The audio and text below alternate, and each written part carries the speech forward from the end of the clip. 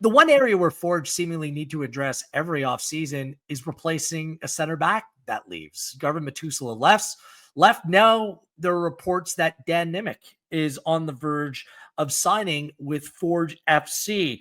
The center back had a down year of Halifax after really impressing in his debut season, his first with Halifax Wanderers in the Canadian Premier League.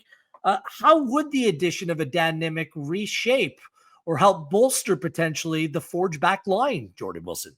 They needed him. And the biggest strength of Nimick when watching him play is the fact that he's a ball-playing center back, right? He can pick a pass, a player that's 50 yards away. He can get it to them. He can play between the lines. But I look at Matusala leaving specifically, and I look at Dan Nimick, and I think Matusala is a better defender. I think if Nimick is going to go there, I know everyone says you play the Forge way, you have to play up. He's going to be playing with better players around him. But I think in the defensive aspect and actually taking care of the area around him, he has to be top tier. And he's shown moments in 2023 of doing that. I know last year was a bit of a dip, and that happens sometimes. The sophomore slump is a real thing.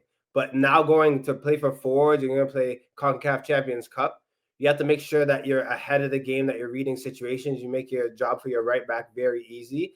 And he can't really have the dips in his game like he did last season. So we hope for the best. But I think Matusala is going to be a really big loss for Forge going into this 2025 season.